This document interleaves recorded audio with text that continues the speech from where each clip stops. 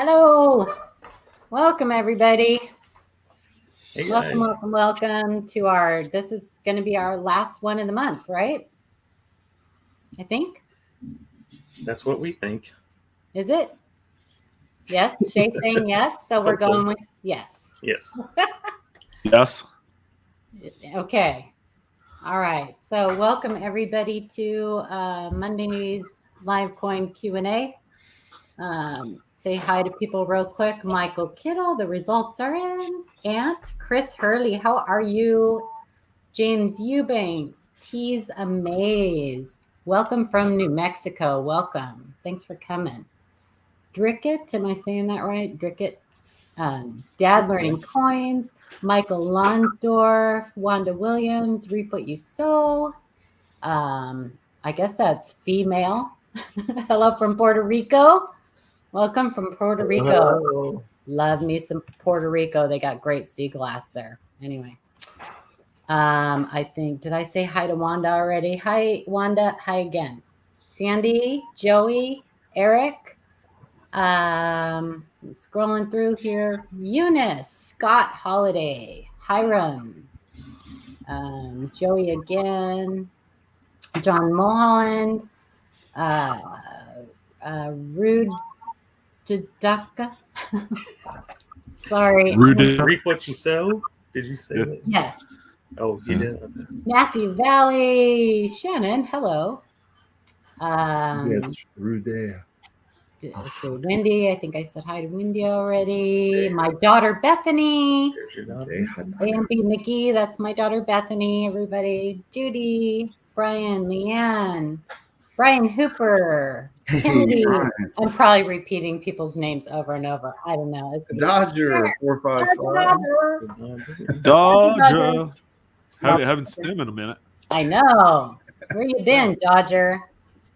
Dodging. Dodger's been dodging. So glad you guys are joining us this evening. It's good to see all y'all. Heck yeah. Thanks for hanging out with us on your wonderful start of the work week, I guess, Monday. We love seeing all you guys. Chief Stacker. So some of these people in chat, I see every morning on Ida Herring's stream, and I've been giving them a huge guilt trip. So.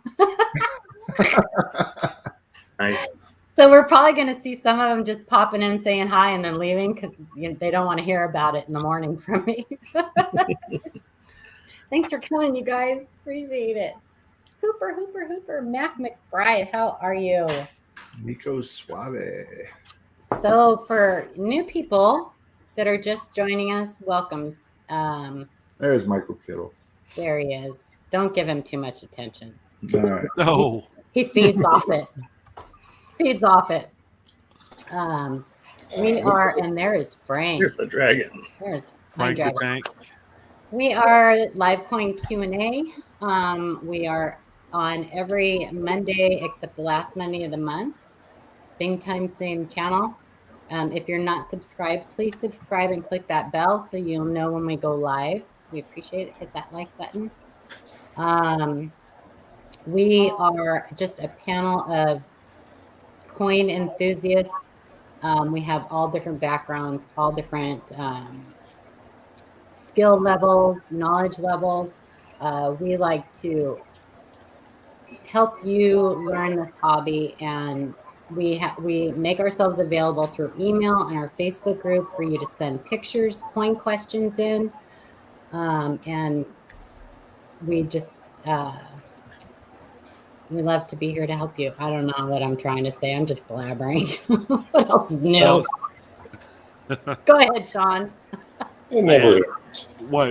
Do I have stuff to? I don't know. I'm just blabbering on. Yeah, you're doing fine. Kind of, soaking it in. Kind of. It's your world. We're all living in it. So. Kind of. Yeah. We could kind of take from Sean and just say, here we are. We're all learning together. We are exploring together. Discovering together. That's Discovering right. together. Yeah. Big Red, how's it going? I got to get your shout out done. I know. Stop bugging me. So as I said, we have, if you look in our description of the video, we have an email address where you can send your coin questions or your coin questions about a specific coin. And we also have guidelines on how to do that. We have a video on our channel that kind of goes more into depth about what helps us help you better. We need certain photographs and certain things. So don't be surprised if you send us an email and the first time you get a reply back, we tell you we need different pictures or something else. That's pretty common. So yeah, so I'm just going to open up the announcements because I'm blabbering. She's like, it's the last day of the month. So happy Martin Luther King Day, everybody. If you have never read some of Martin Luther King's quotes, please Google them and look them up. I did that today, and it blew me away. I'm going to the 2022 P&D's Maya Angelou quarters are now in circulation, and they are being found. So keep an eye out on them. Look at them real close. We would love to have one of our viewers find the first era of variety. That would be amazing. Sean, do you want to say anything or about your amazing find? I might as well. For some of you that actually went on to the stream Wednesday night where I cracked Bank Box the 2021 Lincoln Shield Sense, it was pretty nice. It was, more than I imagined the outcome would be. With I think 23 rolls left remaining. I actually booked those open over the weekend. I thought I was going to do a live stream, but boy, that live stream took it out Wednesday night. So I elected to just go ahead and open them up over the weekend. The final tally, I saw Matthew in here. I ended up full of 79 of these errors. The breakdown is 38 are the stage ones, which is just a die. I have one single stage two. Matthew, you know which that one is. I sent you that picture. And then the balance of them, which do 40, there's a combination of stage 3s and 4s. So much more advanced progressions of that retained cut. So 9 total. So that's where we're at there. And I'll still do a stream Wednesday night, just kind of showing what I have. So that way you get, and that's it. It was a lot of fun. It was so fun. It was awesome. So much fun to watch. Oh my God. Yeah. It was go ahead, everyone that came in, said hi, and watched me open this. It was awesome. A giveaway is here real soon, probably in the next week or two. So can't wait to do that and give back. Nice. Yeah, it'll probably bring the price down. Maybe, I don't know. Ken, remember what they said in that group that be several hundred found and it would still be considered rare because it's only came from one die. Yeah, one set, one die. Yep. I mean, it's kind of like the Tuskegee Airmen strike through quarters. I mean, there was quite last year, and they all seemed to sell for $200 to $300, and that there were a lot of them made. So, I would that this one is going to continue to sell strong, for as long as it can go. So. It was cool. It was a very cool experience to be a part of. And a great way to kick off good old 2022, baby. Yeah, that was amazing. I have to say, that was really crazy. Yeah, thanks, man. That was so much fun. And to Melissa, my other self, once again, thank you. Amazing. You are amazing. We appreciate what you did so much. So that was just so much fun to watch. So much fun to watch. I want to remind everybody, if you are a coin collector, you should be a member of the ANA, American Numismatic Association. It doesn't cost much. It's our national coin club. There are a ton of benefits, and even if there weren't any benefits, you should support it. They do a lot for the hobby. So we've got the link there. Money.org is the link for the ANA. Also, if you are an error variety collector, Koneka, KonekaOnline.org. Consider joining that. You can just go check it out and see if it's something you might be interested in. I think it's like $25 a year. So yeah. And if you're not a member of our Facebook group, we have a Facebook group, Coin Q&A. You can join that. And in addition to sending us email questions, you can post your questions there 24/7. We have some amazing people in that group that are helping us out too, not just panel members, but other people that really know their stuff. Please answer all the membership questions and agree to the rules, though. We do kind of run a tight ship over there. So yeah, Shay doesn't put up with any shenanigans. Just saying. All Shay's fault. It is. I'll take it. No, we just want everybody to have fun and be a great environment for learning. And, our mission is completely about trying to give you guys the information you need to be able to do the research and find out the questions. Because once you know how to do the research, there's no stopping you. Sorry, Frank's got a lot of background noise. I couldn't hear anything. I'm not sure what's going on, Frank. I don't want to. I feel bad. I keep muting him. He's like, "What the heck?" Do you guys hear it too? Yeah. Yeah. Okay. Yeah. I enjoyed seeing you in the panel, Ida. Thank you for having me on this morning. That was fun. Ida. Natty, hello, everybody who's popped in that we didn't get a chance to say hi to. Welcome. Thanks for hanging out with us on your Monday night. We appreciate every single one of you. If you enjoy our content, please share it out. Let people know. We really are here just to promote the hobby and be a resource, another resource for you guys in your trip around the whatever. I don't know. Trip around the sun and the hobby. I'm trying to sound all philosophical. It's not working. Whatever. Well, next slide, Paula. Okay. Next slide. Let's look at some coins. Shut up, Paula. All right. Hang on. Frank's device isn't connected. Okay. All right. Let's look at some coins. All right. I'll read it. 1976 off-center strike $50 from Mark. Hi, guys. I was wondering if you could elaborate on off-center strikes with brockages. I'm a bit confused about what constitutes a brockage with off-center strike coins because of the many different brockages I've seen that are slabbed. I picked up this $50 at a local LCS. Would it just be considered off-center?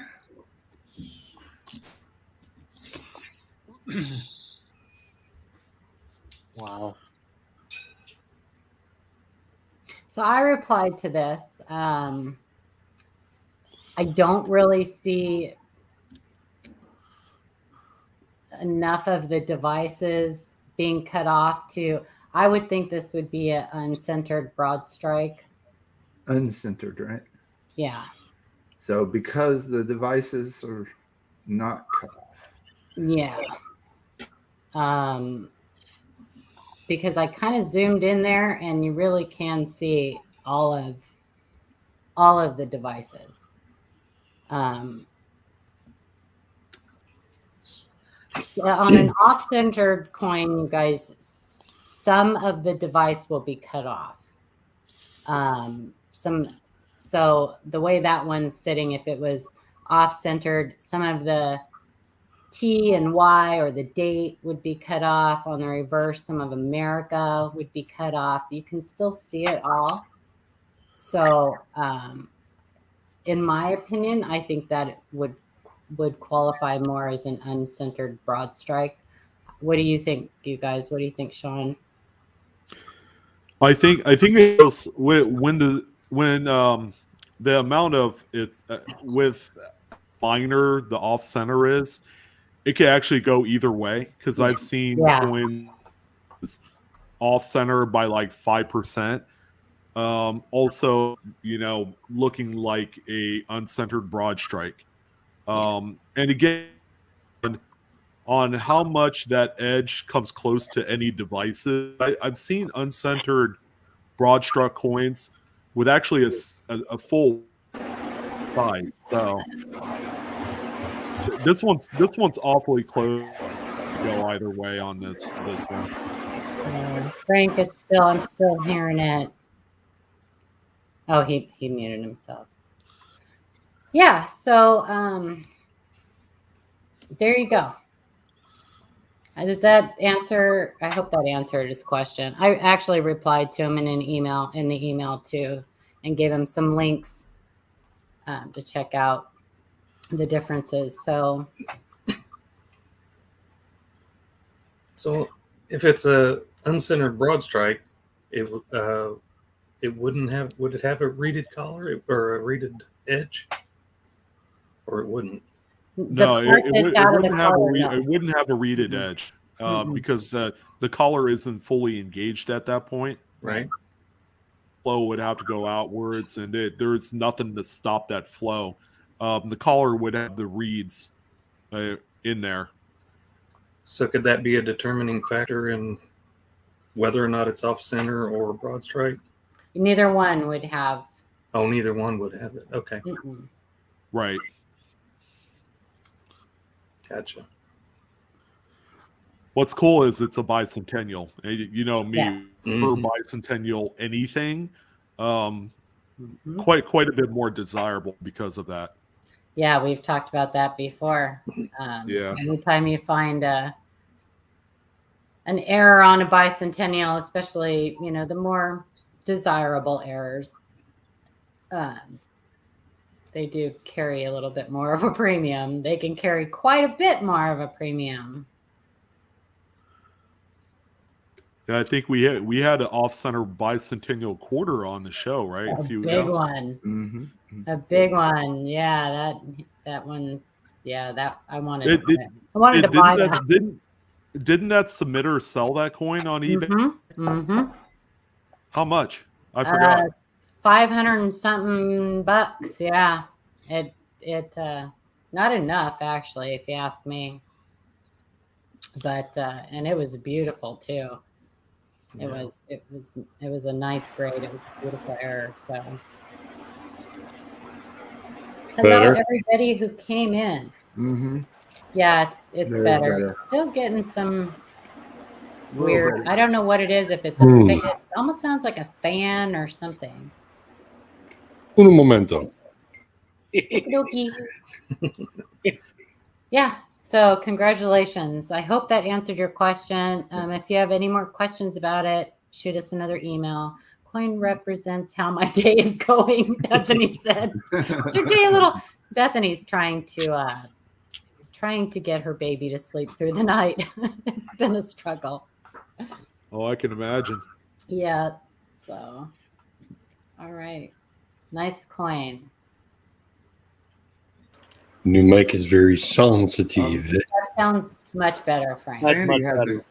Sandy has a quick question, and it's a good one. Why all off centers I find are only on one side and the other side look okay? Is there a That's difference? a good question, Sandy. Yeah. So if it's only on one side, it's actually a misaligned die. It doesn't have anything to do with the strike.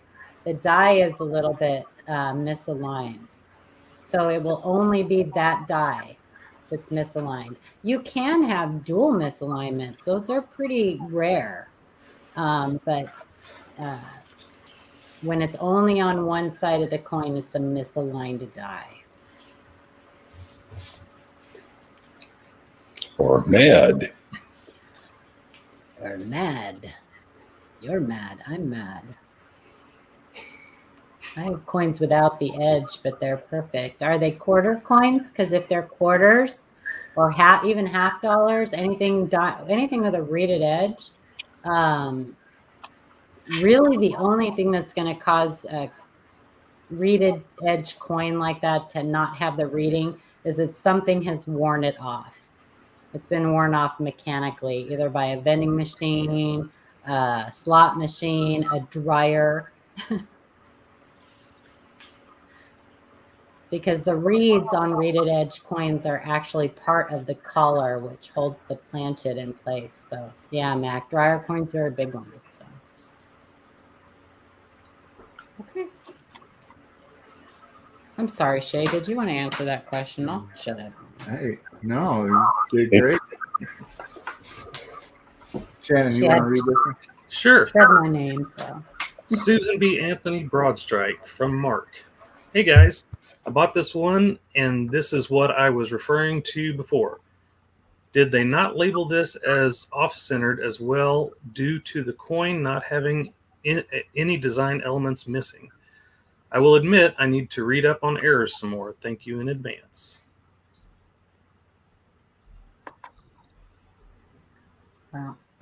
Oh, me. Oh my gosh, I'm sitting here going, okay, I somebody. don't have the button, sorry.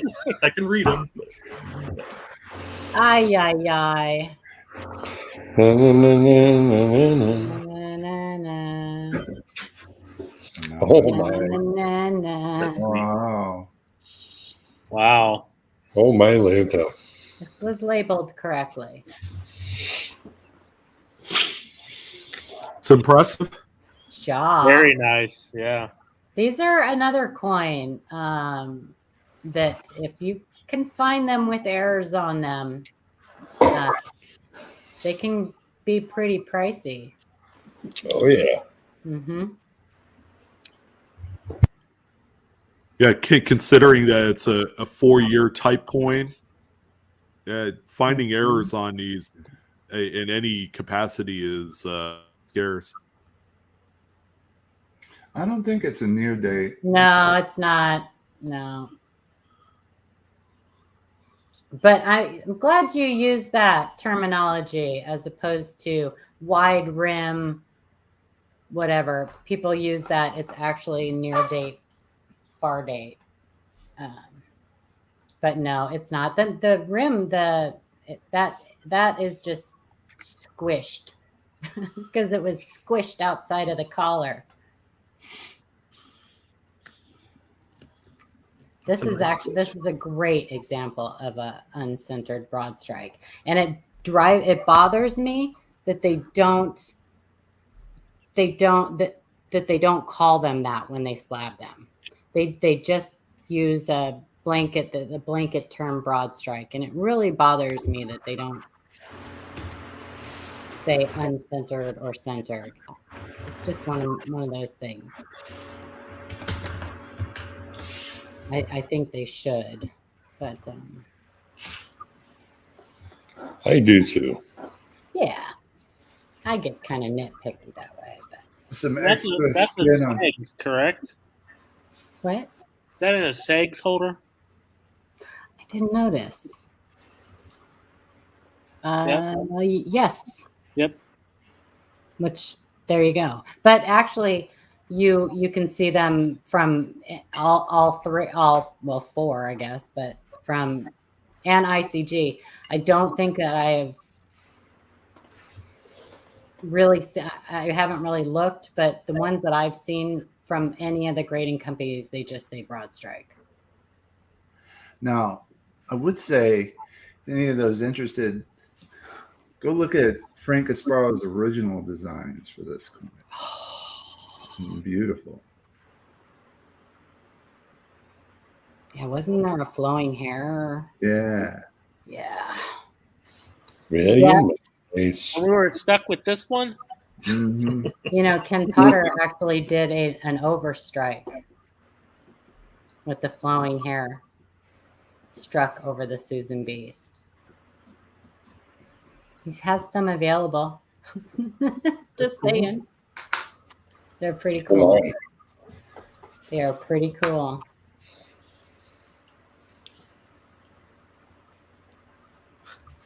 So, oh, never mind. I can go. Okay. First, There was a question. I would maybe, can we do Mr. V Rose's question real quick? Let me Yeah. put it up. So, as you guys probably know, minting errors can occur on any coin, any year, any denomination, anything, right? Now, there's certain errors that would only occur on, certain alloys, but if we're talking about varieties, there are varieties for SBA.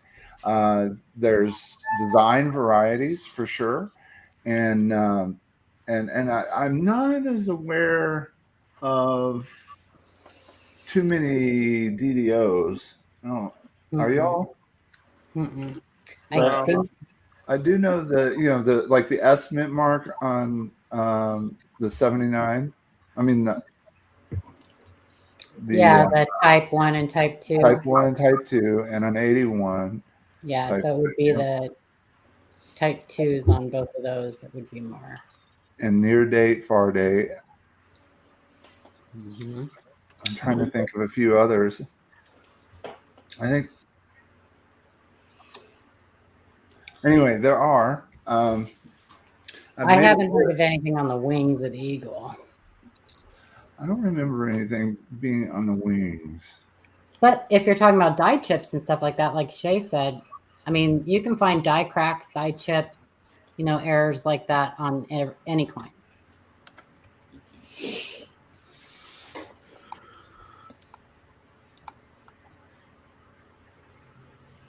Wanda. Let me see. I'm about to pull some up here. Let me see. Yeah. The other errors are, of course, the mule, right? With the quarter. Sacagawea. Oh, what is it? Yeah, those are amazing. The mule, quote unquote. Oh, yeah. The mint employee assisted mule. How did that happen? Anyway, I thought I would point that out just because it was a good question. And I gotta tell you, if I worked at the mint, I'd be screwing around all the time too, though. I would be. And would you just drop them in the out bin when you make them? I wonder what this looks like folded over. Yeah, in the out bin, right where I know where to find it later. Yeah. Right. No, I don't know. Yeah, so. Well, hit that like button, please. Hit Silver Bowl. Frank, you want to read it? oh, I'm sorry. I didn't hear that. From Chris Hurley. Good evening, panelists. I found this oddity while coin roll hunting and was wondering if this is a greaser similar to the one that I found about 15 months ago. I thought maybe a dryer coin, but the reverse doesn't have damage like you would expect on a dryer coin. It's certainly not adhesive. The first 2 photos are of the greaser I found previously, and the other 4 photos are of the 70D that I just found. God, I get so excited looking at these coins. I'm telling you. Thank you for your This was the first one he found. That was the first one he found, the struck through grease one. And that's cool too. Right? Big glob of glue. You can even see it on the reverse. I mean, that's while I pick up my jaw off the floor. Yeah. That's a cool one. That's a really cool one. all the rims are intact. Yeah. Yeah, something's missing. Yeah, man, I don't know what somebody sneezed on that die or something. I don't know, but this is the new one. Wow. Hubba. That's insane. 1970. S or D? D, I think. This is not a struck through grease. That's definitely a D. That's a D. It's a D. But it's not what he thinks it is. It's not what he thinks it is. Well, he knows what it is now because I replied to him. Well, yeah. He already knows. So see if the chat knows. Let's see if the chat knows what this is. Yes, give us your best shot. Give us your best shot. This is not a test. You're not going to be graded. Meow. No, it's not a kitty. It's not a kitty. Ding ding. Well, got to get the terminology right. It's mucked up. Look at this. It's mucked up. It's got issues. Oh, you guys are awesome. Even the wrong guesses. I mean, I can see where they would say that stuff. It's true. This is not a damage. For those that you think that it might be damaged. Now, you can get some heat damage on coins that might look pretty similar to this, but and if it was that bad on the obverse, you can guarantee there'd be some on the reverse too. Yeah, you're going to have some damage on the reverse, and it just has a different appearance. So those that said that this is a struck through late stage die cap are correct. This was really late stage. This got so thin that it like wrinkled over on itself, and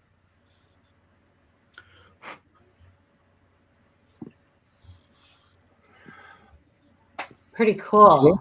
So definitely start looking at your 70Ds in a different way if you haven't.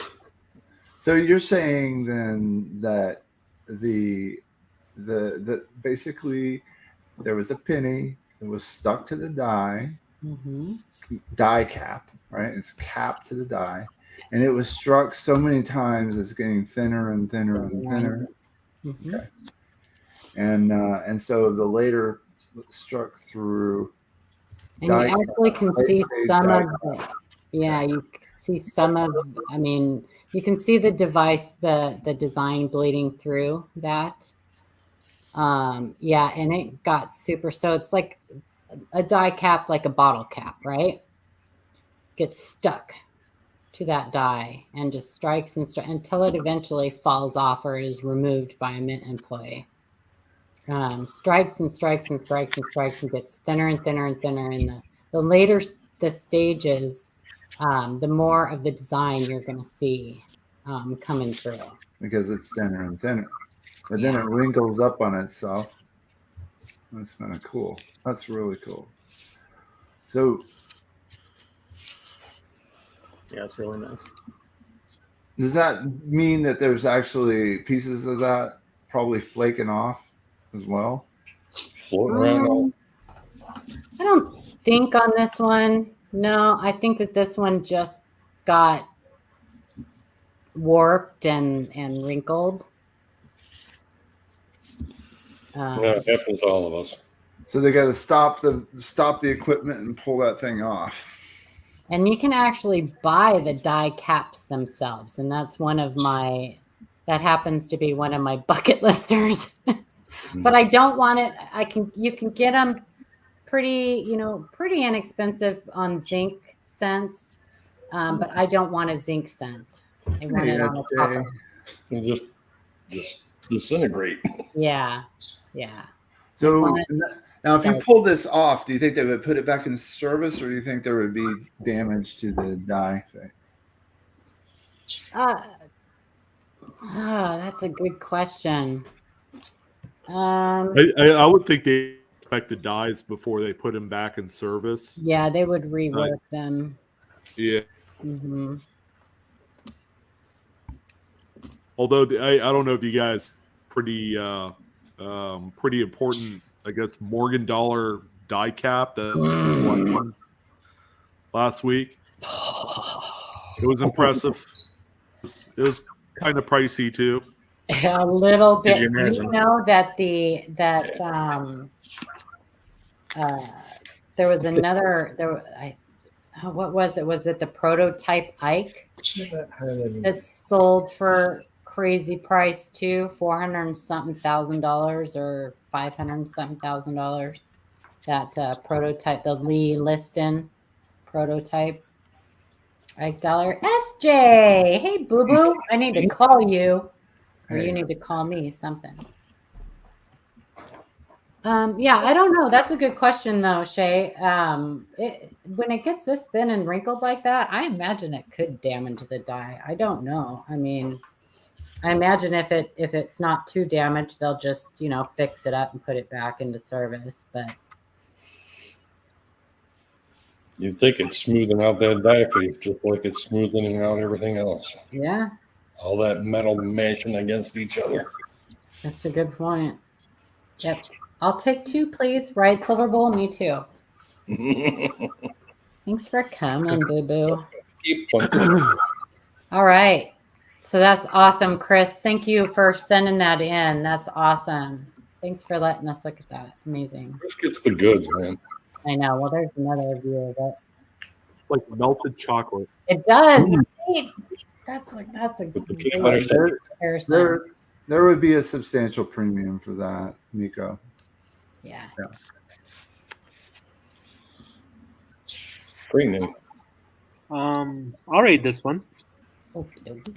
1930S 5-cent 2 feather from Agnes Briles. Look what I found thanks to you. I am brand new at coin hunting. My dad just passed in November 2021, and I gathered up a few of his coins. He just kept a few here and there in containers. Not a serious collector by any means. Anyway, I appreciate the info you guys put out, and I can see this as being a fun new hobby for myself and maybe my kids.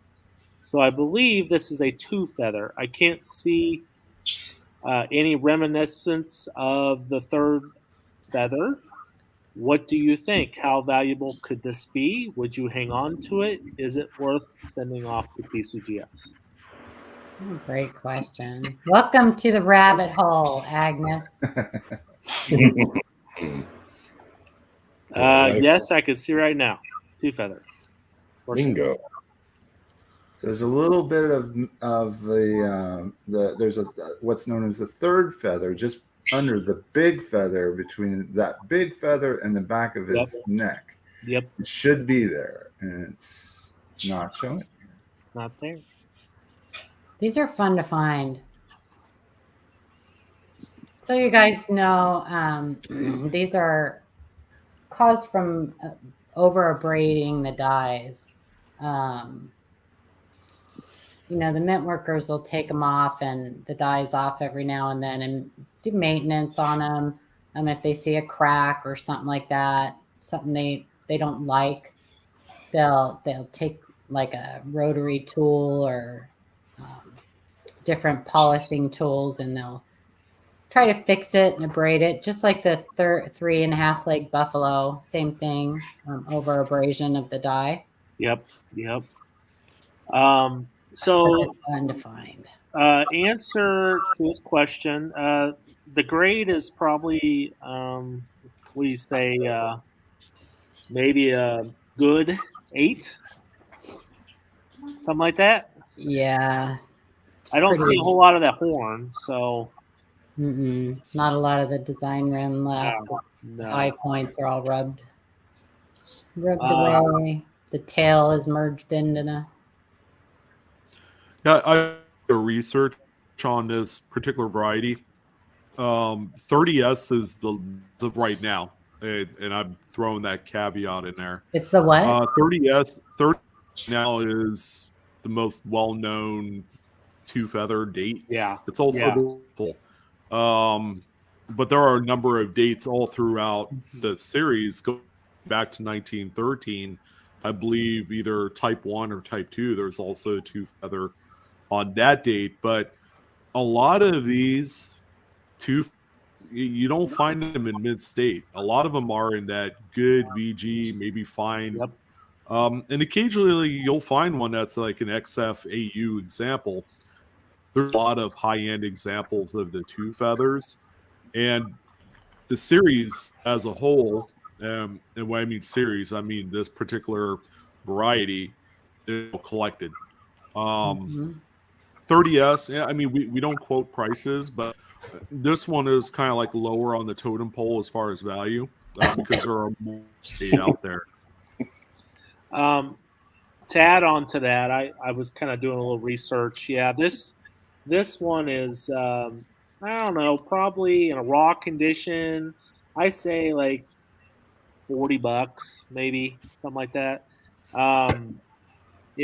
And I honestly wouldn't grade it because I just don't think No. value is really there. Some of these are really valuable though. Some of the dates get really expensive, like 25D, your 27S, your 29S.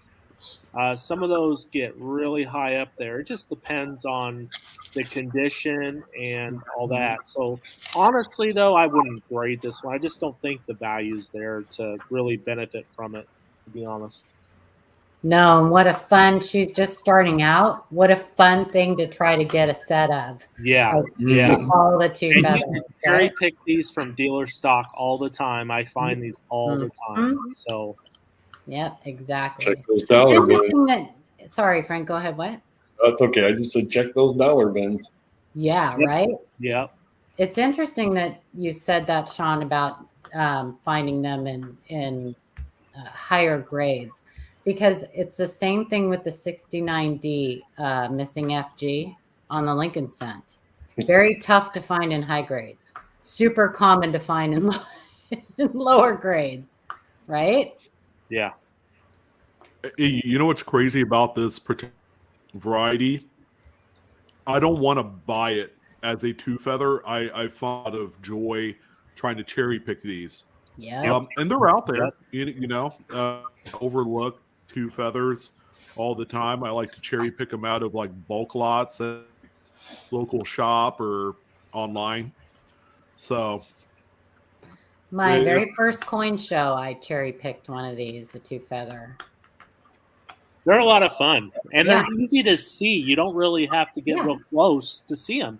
Yeah. You can pretty much see them from, if you're looking through a case, you could see them kind of. You don't have to really take a magnifier and look at it. So, Do you think there's a lot of these? Because it seems like the Buffalo Nickels also had a lot of clashing. oh yeah, you can especially see the clashing in front of the head. Yeah. And then you see And it like under the chin. underneath the neck. Yeah, right Yep. here under the chin. Yep. And now on the reverse too, where E pluribus Yes, that's it. big That's a time. Big time. for the flash on there. They're quite common, the same way that lamination all across the Buffalo Nickel series. They just had a heck of a time with the annealing of these planchets back in the day. Yeah.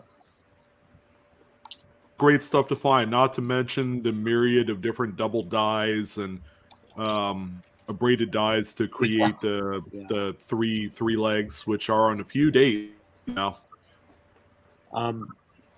Some of those you could find those in dealer stock too on those 2.5 legs and stuff.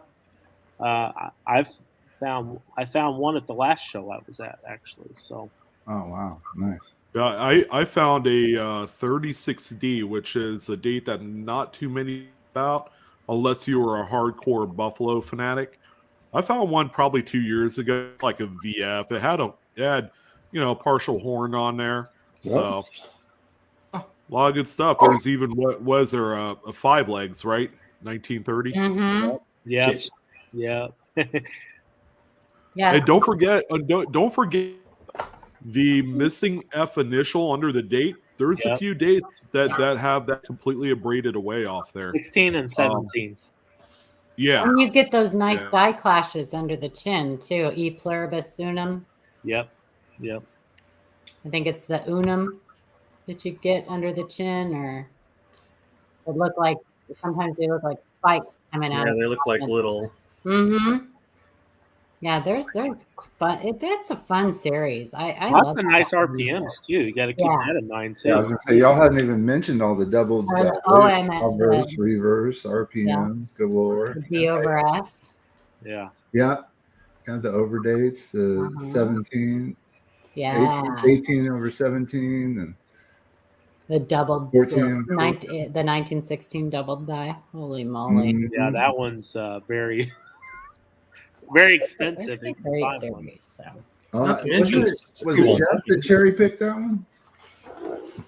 I think so. He did it without. He did it on a like the date was completely missing. I think he necadated it or whatever, Oh, okay. and was able to see that it was a 16. But he knew it was a 16 by the feather by seeing it was doubled. So Mm-hmm.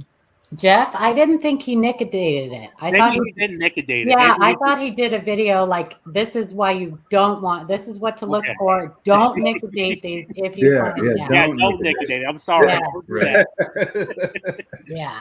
Yeah. because it'll be considered damaged. Yeah. if you do that. Yeah, if you want to cut the value third, you know. Let's just melt it a little bit, and when we don't have to. But so you guys know, we have a website too, livecoinqa.com. If you guys want to go on there, we have a resources page that has a ton of informational websites and stuff that you guys can go look up information.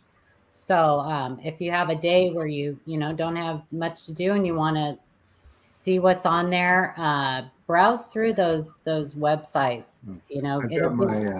I've got my angry coins on there too. My angry. Yes, we have the wall of shame.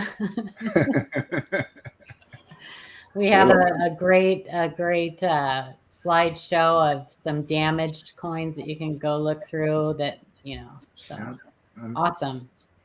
All right, cool. Great find. Very Great nice. find.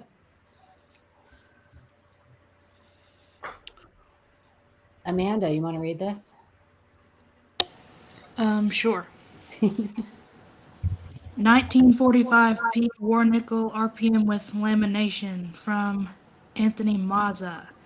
Hello, I cannot thank you enough for the Celestron. I still can't believe that I won. This is what I believe to be a 1945 P 5 cent RPM number 12 P over P West. I cannot make out any die markers. Both obverse and reverse seem to be early die states. The reverse has several large laminations. Does anyone know what size the stand tube is? I believe that I need to get a larger one to properly capture the full obverse and reverse images of coins larger than a cent. Are the images more clear than the ones I have previously sent in? Merry Christmas and Happy New Year. Merry Christmas and Happy New Year. Right back at you. Right back at you. So this is just full obverse and reverse photos. This is kind of what we like to see when you guys send us pictures. They don't have to be together like this. They can be separate photos of the full obverse and full reverse of the coin. Clear. There's reasons for our madness, methods to our madness. Oh my. Yeah. Yeah, So definitely see a lamination for sure. yeah. Isn't that cool? Yeah. So you guys see that lamination there, right, on that coin? That's caused from contaminants in that alloy mix. Can also be part of the improper alloy mix. Most of the time caused from contaminants. So let's see. Is that I think we have oh, that's the closest picture we have. So who, I know I looked at this coin, Jeff Stanley looked at the coin. So I responded to it. Did you? Okay, Shannon. Yeah, and the only thing I think the original he said was the 12, maybe the 12. Mm-hmm. And the only thing I could do was kind of knock that out of place because there's a lot of repunch mint marks on these dates, and especially Philly, I'm sure. Changed his mind in chat too. Yeah, there's like 60 something for this date. So it's kind of difficult to, if you, especially if the coin's not in mint state, to really just pin it down. But one of the things that I think I've heard from this group more than once is check the mint mark position to where that was kind of the thing that just immediately could kind of throw out number 12 because it doesn't look, it's not in the same position as what it should be. So then we kind of looked through, some additional to try and find a match for it. And I think, did we write down which one it was? 35. 35, is that the one that We're saying 35 too. Mhm. So yeah, we did look at it with multiple eyes and believe that we're pretty sure it was mint mark 35 repunch mark. Yeah, we looked for other markers too, but from the photos and then the lamination there was covering up some of the die scratches. Most of the markers were die scratches, Yeah, die abrasions and things And like that. Yeah, I think he just said that he was wrong because the laminations were kind of hiding the polish lines. So yeah. that's yeah. So you want to tell them what you mean by mint mark position? So basically, what I was looking at was anything that I could, from the pictures that you find online, Variety Vista or Wexler's or wherever you're going to look at these, or I guess it would be Brian's, not Wexler's in this case. So looking at where the mint mark is located in consideration to, say, the dome or the letters in pluribus, trying to just match up. Okay, does it line up with that U? Is it straight up and down, or is it to the left a little bit, to the right a little bit? Because they can be, they're all not perfect, and they're all over the place sometimes. So just trying to look basically at anything that you can tell is out of place, compared to the pictures that you're looking at. Because obviously, whenever you have a repunch mint mark, it's going to be the same on every coin that is made for that one. So if it's not that one, it's a different one if it is a repunch mint mark. So that's just one way to, if not to tell that you have what you have, at least to eliminate some that you don't. And it's kind of a quicker way in some instances, not just on the nickels, on these war nickels, but pretty much any, because I'll look through cents and stuff and know that there's a particular, RPM on a certain date or whatever, but just by looking at it and you can tell from the position of the mint mark, it's not the right, then it's not going to be the right one. So, Right. Because they were hand punched into the dies, right? The only thing that might change that is if they have to change out a die because it breaks or something. Then you might have a different obverse or a different reverse. But that's that's not very common. So yeah, most of the time that's noted. They'll note that like stage A and B have these die markers, and then they'll note, but stage C there was a obverse die changed, so the die markers will change. Mm-hmm. Right. But the mint mark, so prior to 1990, mint marks were punched in by hand, separate from the rest of the die. So that's why mint mark position can be such a great marker for a specific RPM, because they'll, for the most part, some are really, really close, like almost identical. But for the most part, mint mark position is a great die marker to look for to help you, especially like if you're looking at 60D large date RPMs on Lincoln Cents. It's a great tool to help you just go through and rule out whichever ones don't match. Because there's only one or two of them. Only one or two of them, right? 58 Times. is another One one. or 200, right? Yeah. What, Adam? 58, 57, Yes. and Denver are. There's tons of 58, 57. Yep. Absurd. Thank you to our mods for helping out in the chat, helping show our lovely visitors the door. Bye-bye. Oh, did we? I didn't even see one. Yeah, they're got quite a coming. few. Those bots have been plaguing I everybody. think I put like 4 of those codes in our blocked But there's like a million gazillion different ones. So whatever, let them come in, say hi. Hi, Yeah. bye. Thank you for the interaction. Bye bye. Thank Hey, you. it only helps out our algorithms, so Right. whatever. Hi, bye. If they hit the like when they come in, Maria, hi, honey. That's even better. Welcome.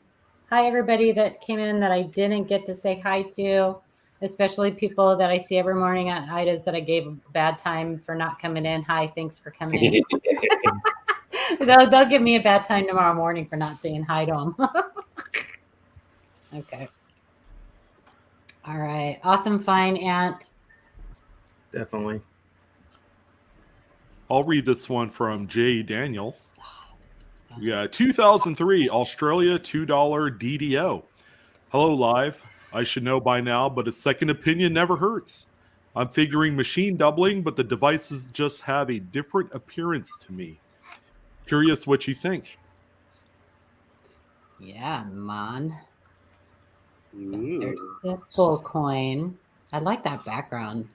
When I was first researching this, I didn't realize that they had counterfeits hit the market too. Oh, yeah? Mm. For this coin? Mm-hmm. Why? Who I don't know. knows? Why Who would you knows? counterfeit? Well, I'm not sure why you would counterfeit that, but okay. You guys got it made weird. So, because people won't look for like a cheaper coin, maybe like the nickels. Probably. They did it on Canada on the toonie, the $2. I think it's Yeah, the the $2 toonie, Yeah, polar bear toonie. one. Mhm. The bimetal. Yeah, the polar bear with the camel toe. Mm-hmm. That's what it's called. That's what it's called. I didn't make that up. That wasn't me. Blame it on George. It's called the camel toe. That's what it's called. I see notching in that eye there. Yeah. But notice how Frank looked at I think Frank was the first one to look at this. Why didn't you Yes. talk about this, Frank? Oh my goodness! Where do we start? Well, it's just like you said. I mean, you can see splits, which is one of the indicators we use to determine whether something's hub doubled or if it's machine doubled. Well, a lot of the instances, especially coins minted by the Royal Canadian Mint or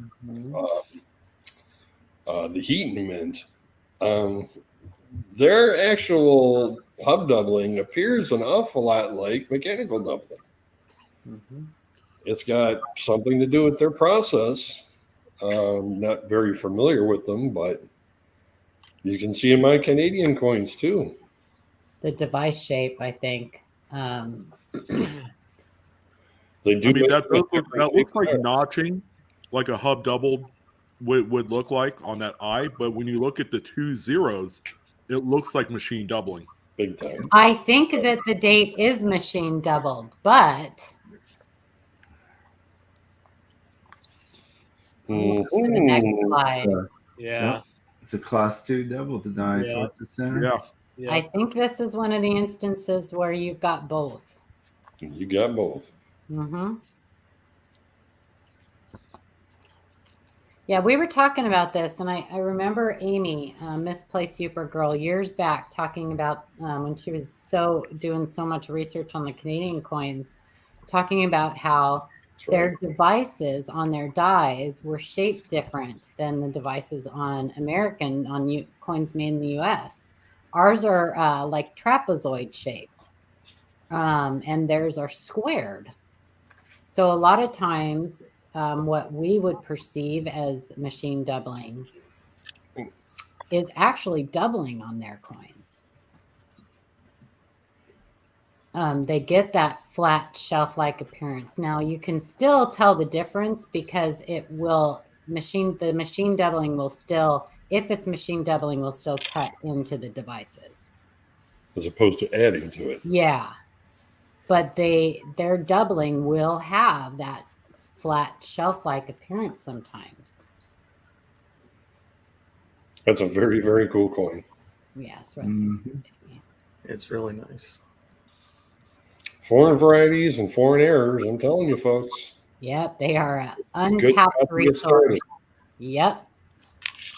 If you don't know what a real one looks like, grab one for a low price, actually, right now. Absolutely. And study. Look, see how it looks. And world coins are a great way to practice cherry picking on eBay, because you can cherry pick the crap out of world coins. Well, you can buy bags of them by the pound, right? Yeah, you can buy a ton of them for super cheap. So Yeah, if you guys have local coin shops, man, they can't get rid of that stuff to save their life. Right? Yeah, that's a nice one. That's a nice one. And what year is it? 2004? 2003, I think. 2003. Mm-hmm. Yeah, that's a relatively more modern date for you guys. And this isn't listed. Amanda and I looked, and she said that most of the time on like Numista, because they will list some varieties for some world coins, but Amanda said that most of the time when they list them, if not all the time, it's because those coins were minted by the U.S. You right, Amanda? Is that what? Hello, Amanda. I think that was when we were talking about Variety Vista. Oh, I thought it was Numista. Oh, I thought it was Numista only lists them if they're major and well known. Okay. Okay. Cool coin. I love the world coin errors and varieties. I love them.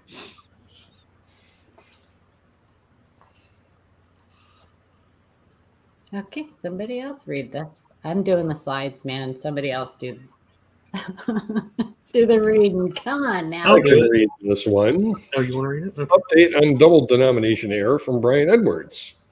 A while back, you featured my double denomination mint error coin on your show. I wanted to update you about it. Sent it off to PCGS back in October, and while I do not have it back yet, it has gone all the way through the stages and now has a grade. They gave it a grade of MS62, and I attached some pictures for reference. Thought you would all like to know how they graded it. Thank you again for featuring it on your show. I'm looking forward to getting it back. And I would be. If you guys did not see this when it was in October, so go back and watch. You can see the coin on our thumbnail, so you'll know which video it was.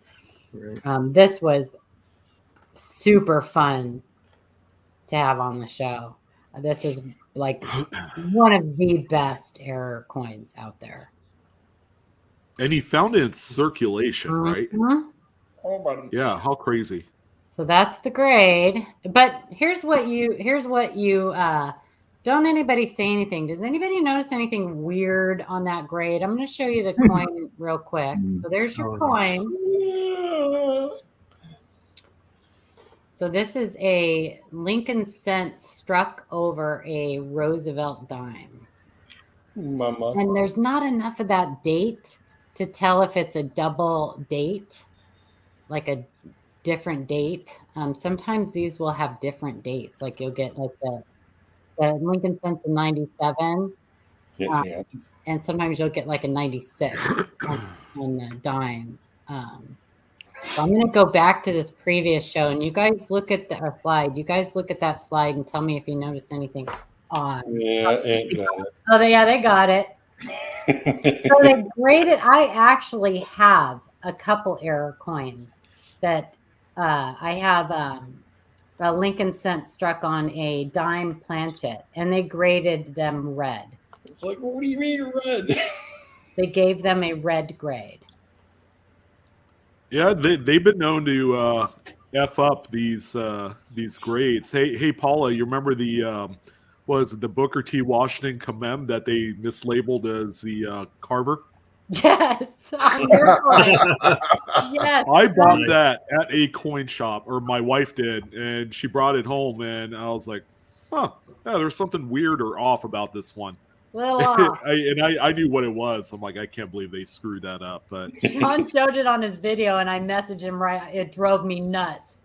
I'm like, oh my God. They've done this on some of my steel cents, actually. So you may want to call them, unless you want it on there as being red.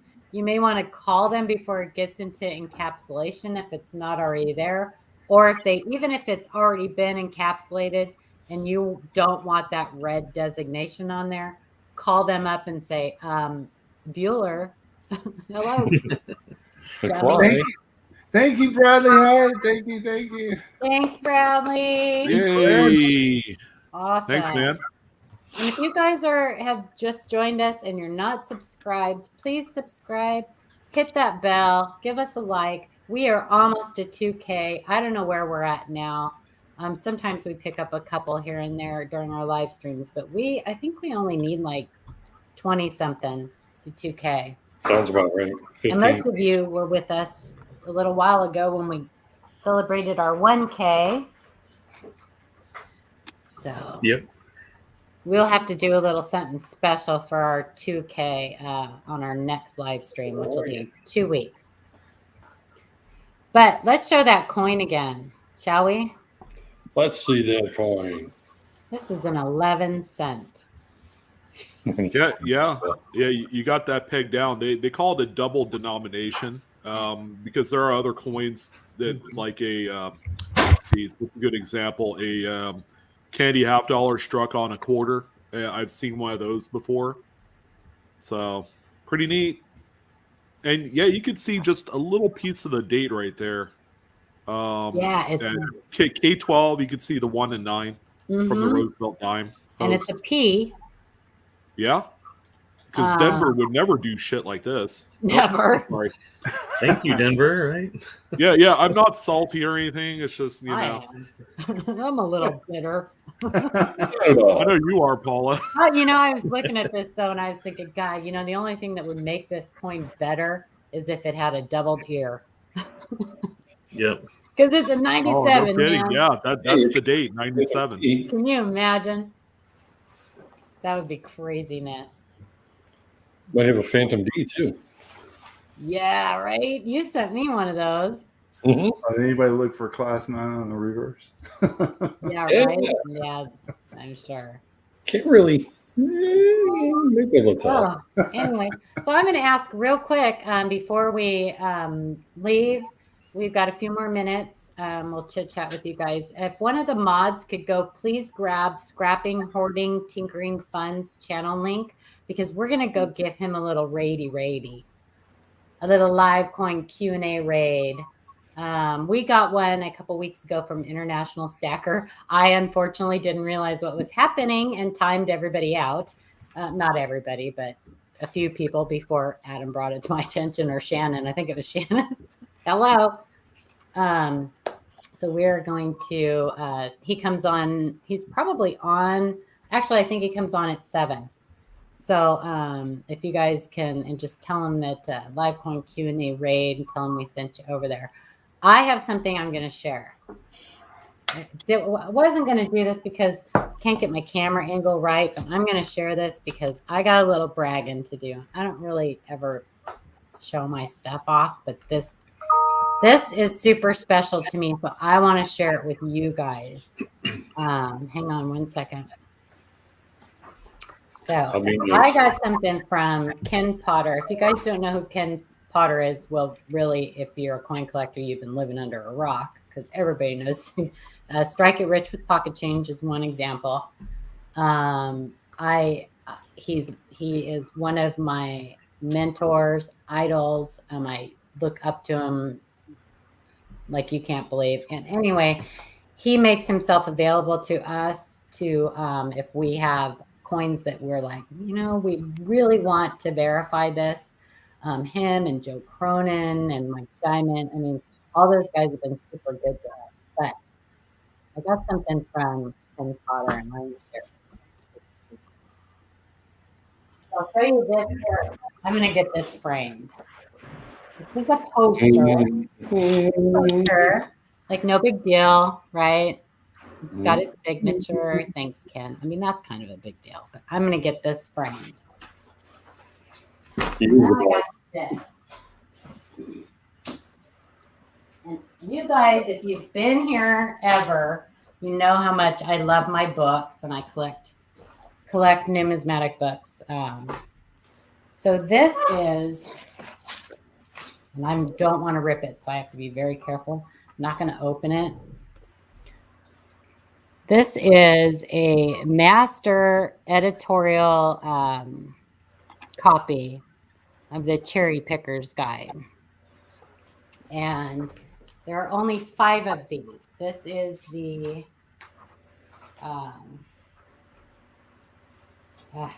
it's got all their handwritten notes. Oh, I'm gonna rip it. It's got all their handwritten notes inside of it. Lord. Yeah.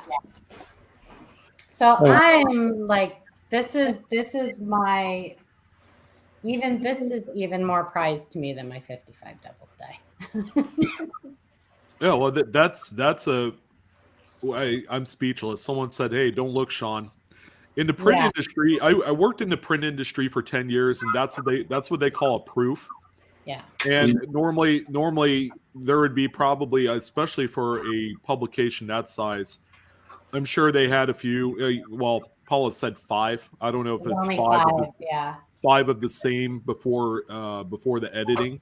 I imagine it. So these were reviewed by Bill Fiva, Ken Potter, Keith Zanner, and Dennis Tucker, and probably one other person. But yeah, go ahead. But anyways, yeah, they're quite scarce. Most of the time, they get destroyed before the final proof's been approved. So yeah, that's amazing. That's one of the most awesomest things I've seen in quite a while. Yeah, it's I just what volume and which one is that one? It's the 4th edition, volume 2. Okay. 4th edition, volume 2. So that's half cents to gold, right? Yeah. Yeah. No, it's volume 2, so it wouldn't be cents. No, half cents. So the silver half cents, or not half cents, but half times. Oh, yeah, half times. Yeah, I'm like, is there a coin I don't know about? What? There's half cents. They The edited half the prime, half right? cents out. They The edited half prime. That's 1.5 cents. Mandela effect.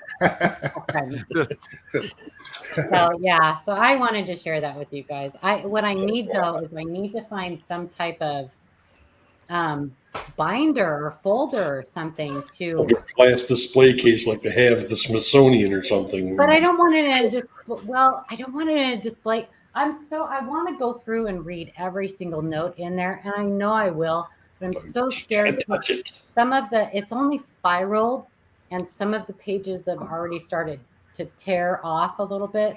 So I just want something like a long binder or something to store it in, some kind of case to store it in. I probably could find something like that at Staples or something, because I know, you know how when you sign a loan on a house, the papers are this long. Yeah, they print them out. They're this long. They never fit in a little. They give you that big long blue thing or whatever. Yeah, the good old. What are those? 8.5 by 14, or is that 11 by 17 sheets? Something. Yeah, there are companies, Paula, that will custom create an acrylic case for you with an open end on it. Oh, that's true. Yeah, I can do that. It'll probably set you back like $40-$50, but I think that's worth it. Yeah, it needs to be protected. It needs to be protected.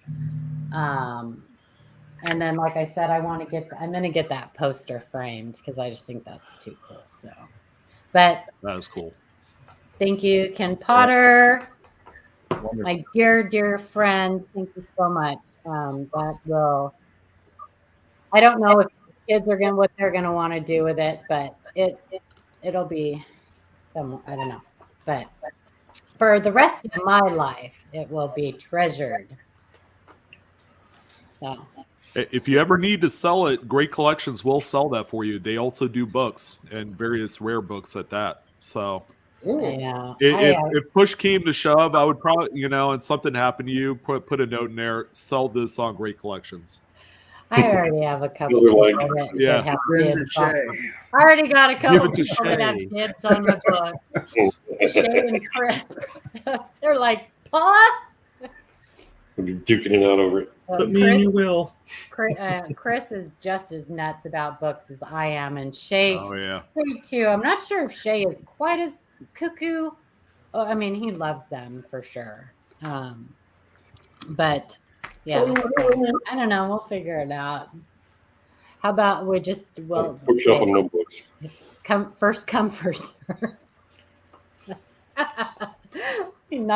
I won't even be cold yet. They'll be knocking on my Morgan. Stephanie. I am now. Yeah, okay. I just want the books. That's all. Just the books. Hey Paula, someone Chief Stacker said Skippy can make that box for you. That's true. Oh, one of those beautiful boxes like Yes. idol. Oh my gosh, like he made for the cancer. Oh my Mhm. gosh. Yeah. Yeah. You guys don't have if you're not subscribed to Ida Herring too, please check her out. She they do a benefit for Susan G. Komen every year, and it's coming up in March. So check her channel out. You can find out more information on that. But they raise a lot of money, and Susan G. Komen may match the donations this year. So we'll see if they can. They're trying to find someone, I think, that to match the donations. So we'll see. I got nothing, man. After that book, I probably won't ever share anything with you guys again because I'm not sure I will ever have anything that can match that. So thank you for letting me share that with you guys. It's pretty special to me. All right. Well, next week, week. Yes, next week is the bye week. So make sure you go check out the other. There's the never mind. I'm not going to say anything. We'll be answering emails for the next 2 weeks, so we'll just keep the rest, the best of them, and show you guys on the next show in February. Yeah, keep the emails coming. Make sure that you, if you don't know what we expect, you can send us an email and we'll shoot you our guidelines in a reply. That'll probably be the easiest way. Coin Crew, what's up, Keith? How's it going? Please put up Scrap and Hoarding Tinkering's Fun link again, you guys, and go check them out. Let them know Livecoin Q&A sent you. We're going to do a little raid. And I got nothing else, so Gringo. Oh, Gringo! Thank you. Thank you so much. Hey, hi. And other than that, you guys, thanks for spending your Monday night with us. We love seeing all you guys. Thanks for the support. If you like the show, let your friends know. If you know any other coin collectors that have questions, we're just here to help. Hey, Don, DJ, what's up? Bye. All right. See you guys. Have a great week. Guys. Take care now, everyone.